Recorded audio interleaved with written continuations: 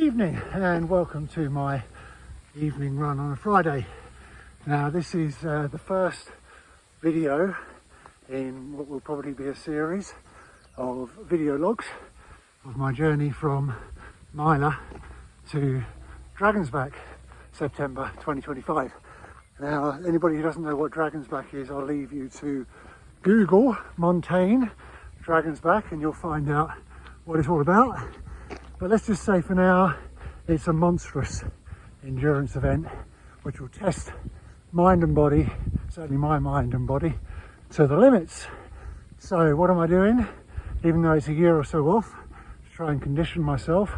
Well, you come home on a Friday, like most of us do, and we're normally quite exhausted from our working week, and it's the least likely time we would decide to go for our long distance trail run.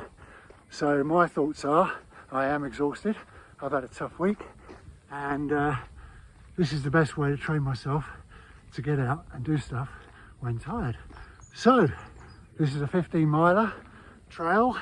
I'm kitted out, got me A&IG vest on, some salt tablets, a couple of gels, and my trusty High Estate shoes, £17 on sportsshoes.com if you're interested. They last forever, they're really comfortable, and cheap as chips. Now, what wasn't as cheap as chips is the thing I'm testing for the first time on this run, which is my poles. And I've got my little funny glove things that attach to them, thanks to a recommendation from a friend who knows about these things. Now, the trouble I've got, and if anybody's got any ideas on how to improve on this, is I've got no way to carry them. So I'm carrying them in my hand at the moment. I did try chucking them down the front of the vest. They probably fell out.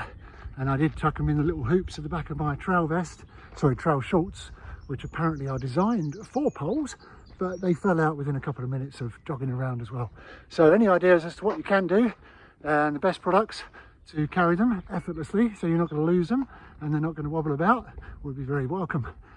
So enough said, I've got to finish this run. 2 minutes 34 is long enough break in between, and I'm only at mile 4.3, so I better finish since I've said I'm going to do a 15-mile run, haven't I? Enough for now. Okay, so this is the part of the video logs where we have a little competition for local people. Where am I? Now, I know some of you will be jumping to conclusions straight away when you look behind me, but it's not. It's somewhere else completely. But it is in Essex, of course. I haven't quite got the stamina to get into Hertfordshire or, I don't know, Middlesex, I suppose, the other county, if it still exists. So, there you are. Where am I? Little 360. Give you a little bit more to go on. Not that it changed much, did it? Okay, let me know in the comments. That's the sort of thing they say, isn't it? 10k in now, and I'm going to take my first gel, the trusty old high fives that I've always taken. Now, normally I would take gels a lot sooner than pretty much coming up for an hour into a run, but I want to get my body used to running for longer unfueled, but I won't get through hole 15 without some sort of gel support, so I'm going to take one now. In a race, probably every 35-40 minutes, and I haven't got any food either, just gels for this run, but normally I would eat my lovely trusted Boost bars. But I've got plenty of electrolyte fluid in my back. I'd never scrimp on that, because for me, cramps, even in a pretty cool day like this, where it's only about 12 degrees, are always a risk. So plenty of water. Anyway, better enjoy my gel. Behind me, over there, believe it or not, is a hill, because that's about as steep as they get in Essex.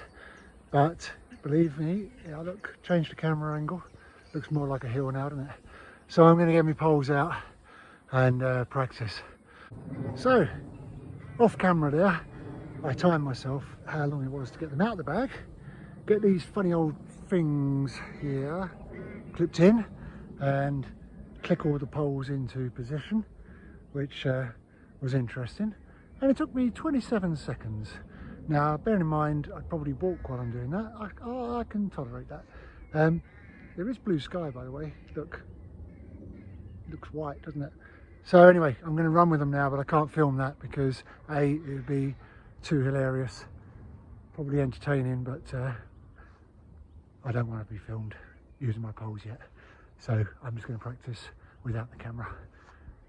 Well, that was an interesting experience. First of all, putting them away was 45 seconds, getting them back in the bag again. And I think the trickiest part is pushing the little button in to fold them down again.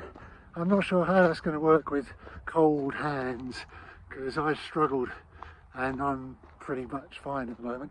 But we'll find out, I guess, in some cold race one day.